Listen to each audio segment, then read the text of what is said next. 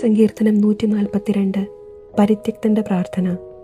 ഞാൻ ഉച്ചത്തിൽ കർത്താവിനെ വിളിച്ചപേക്ഷിക്കുന്നു, ശബ്ദമുയർത്തി ഞാൻ കർത്താവിനോട് യാചിക്കുന്നു. അവിടുത്തെ സന്നിധിയിൽ ഞാൻ എൻ്റെ ആവലാതികൾ ചൊരിയുന്നു. എൻ്റെ ദുരിതങ്ങൾ ഞാൻ അവിടുത്തെ മുൻപിൽ നിരത്തുന്നു.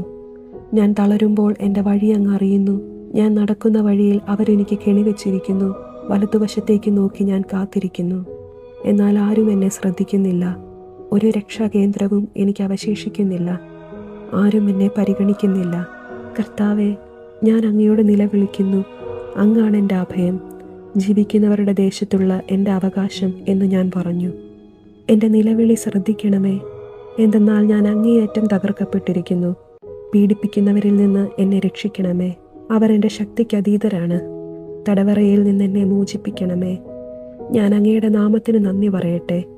നീതിമാന്മാർ എൻ്റെ ചുറ്റും സമ്മേളിക്കും, എന്തെന്നാൽ അവിടുന്ന് എന്നോട് ദയ കാണിക്കും.